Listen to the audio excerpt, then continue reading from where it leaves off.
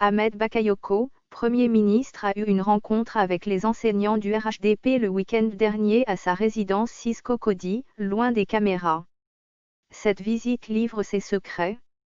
Nous apprenions selon une source proche du président de l'UERHDP, Kouyaté Abdoulaye, que les 80 enseignants qui ont pris part à cette rencontre ont réaffirmé leur disponibilité au successeur de Amadou Gon Coulibaly pour l'accompagnant dans sa mission. En retour, le chef du gouvernement a rassuré ses hôtes qu'il sera leur avocat pour qu'il ait suffisamment de moyens pour « vendre » le candidat du RHDP lors de la campagne électorale. Je serai votre avocat. Je serai votre allié pour qu'on puisse vous donner des moyens à la faveur de cette campagne qui s'annonce. Votre implication pendant les élections n'est plus à relever. Le président de la République, Alassane Ouattara, m'en a souvent parlé.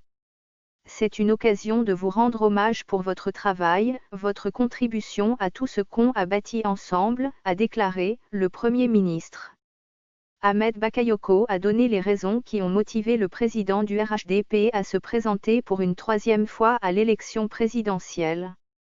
Il se représente dans l'intérêt supérieur de la nation. Comme vous le savez, il a été un grand Premier ministre, un grand fonctionnaire international, un opposant respecté dans le monde et un président de la République avec un bilan extraordinaire. Il avait vraiment organisé les choses pour passer le témoin. Ce décès du Premier ministre, note de la rédaction, Amadou Gon Coulibaly, nous a créé un cas de force majeure, pratiquement à une semaine du démarrage du dépôt des candidatures. Il faut voir l'intérêt général. Aucune ambition personnelle ne doit être au-dessus de celle de la communauté. Là, le président Ouattara a vu l'intérêt général, s'est justifié M. Bakayoko. Déjà le choix du Premier ministre avait entraîné pas mal de défections, notamment celle d'Amon Tano, de Mabry Touakéus, de l'ancien Premier ministre, Guillaume Soro. Si au mois d'août et septembre où on devait recueillir les parrainages, on voulait se mettre à se battre entre les prétendants, les ambitieux, on s'en sortirait pas. C'est pour cela qu'il garde la main. L'essentiel, c'est de rester un bloc et après tout peut être possible. Si le pays est stable, tout est possible, a-t-il poursuivi. Le Premier ministre a demandé à chaque Ivoirien de se transcender pour l'intérêt général et pour l'unité.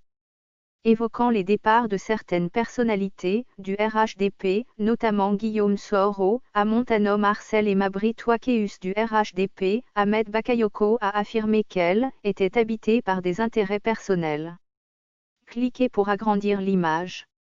Si leur départ était dû à des désaccords qu'il avait, collectivement contre une certaine démarche du parti, ils auraient pu s'accorder sur une personnalité, pour la présidentielle du 31 octobre 2020.